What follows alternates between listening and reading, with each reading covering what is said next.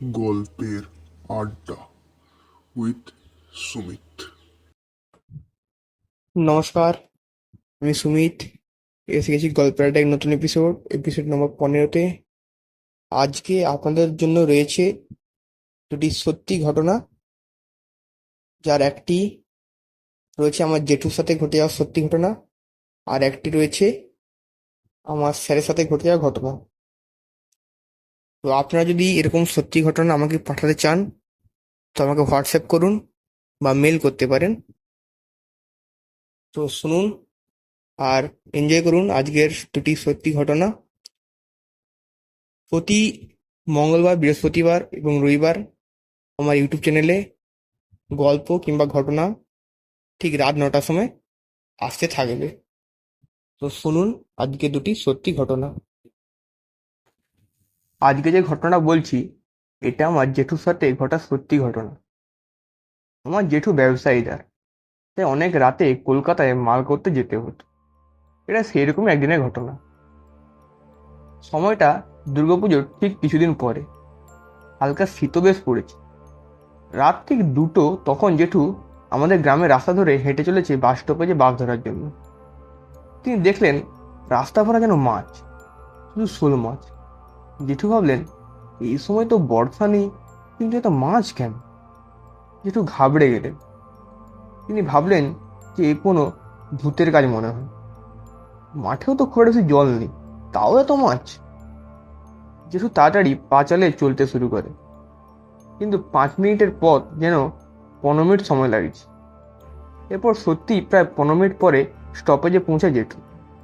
জেঠু বুঝতে পারলো বাস ছাড়া হয়ে গেছে। এখনো প্রায় 20 মিনিট পর পরের বাস। জেঠু দেখলো যে আজকে কেউই নেই বাস স্টপেজে। অন্যদিন তবু 4-5 জন থাকে। জেঠু দাঁড়িয়ে রয়েছে বাস স্টপেজে। হঠাৎ দেখলেন আমাদের গ্রামের রাস্তা দিয়ে কেউ একজন যেন হেঁটে আসছে। জেঠু স্ট্রিট লাইটের আলো দেখলেন যে লোকটি একটি কম্বল জড়িয়ে রয়েছে আর কেমন যেন খুঁড়িয়ে খুঁড়িয়ে চলছে। জেঠু ভাবলো পাগল হবে হয়তো, তাই তিনি আবার উল্টো দিকে তাকালেন বাস আসছে কিনা তা দেখতে। তিনি আবার যখন আমাদের গ্রামের রাস্তার দিকে তাকালেন, দেখলো যে সেই পাগল লোকটি আর নেই। কিন্তু ওইখান থেকে যাবে কোথায়? ওইখান থেকে তো কোনো যাওয়ার পথ নেই। সে যে যে সরে যাবে তারও কোনো উপায় নেই। এটা তো সোজা পথ। সঙ্গে সঙ্গে জেঠু দেখলো যে বাস আসছে। জেঠু বাসে উঠে পড়লো। তারপর জানলা থেকে জেঠু দেখলো যে উল্টো দিকে রাস্তায় সে পাগল লোকটি দাঁড়িয়ে রয়েছে। জেঠুর এই রাত তার জীবনে এক ভয়ঙ্কর স্মৃতি হিসাবে রয়ে গেছে। তো নমস্কার গল্পের শ্রোতারা, এই ছিল আমার জেঠুর জীবনে ঘটে যাওয়া এক সত্যি ঘটনা। তো আপনাদের জীবনে যদি সত্যি ঘটনা এখন থেকে থাকে বা আপনি শুনে থাকেন কারো মুখ থেকে, তো আমাকে পাঠাতে মেল করুন এবং হোয়াটসঅ্যাপ করুন। এরপরে ঘটনা আসছি। এই ঘটনাটা আমি আমার স্যারের কাছ থেকে শুনেছি। তো শুরু করছি পরের ঘটনা।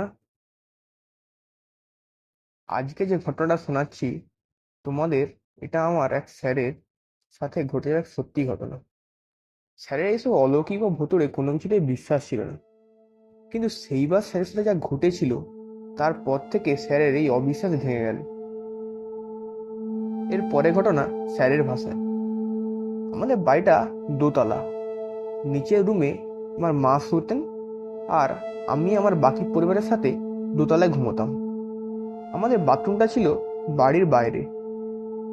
এটা নিয়ে অনেক বিরক্ত হতাম আমি, কিন্তু আমার মা পুরোনো দিনকার লোক ছিল, তাই তার মতে ঘরের ভিতরে বাথরুম থাকা নাকি অপবিত্র। তাই আমাদের বাথরুমটা বাড়ি থেকে বেশ অনেকটা দূরেই ছিল। আমার আবার অভ্যাস ছিল সবার আগে ভোরে ঘুম থেকে উঠে বাথরুম সেরে ফেলা। আমি সেদিনও ভোর ভোর উঠে সিঁড়ি থেকে নামছি নিচের দিকে। বুঝলাম যে এখনো কেউ ঘুম থেকে ওঠেনি। হঠাৎ দেখলাম যে কেউ যেন সাদা শাড়ি পরা কোনো মহিলা দরজা না খুলেই তা ভেদ করে বাইরে বেরিয়ে গেল। আমার রক্ত হিম হয়ে গেল। কি দেখলাম আমি? তারপর ভাবলাম ভুল দেখেছি, ঘুম চোখে হয়তো। এটা আমার মাই ছিল, তিনি দরজা খুলে বাইরে বেরিয়ে গেছে। কিন্তু দরজার সামনে আসছে তো অবাক, দরজায় তো তালা।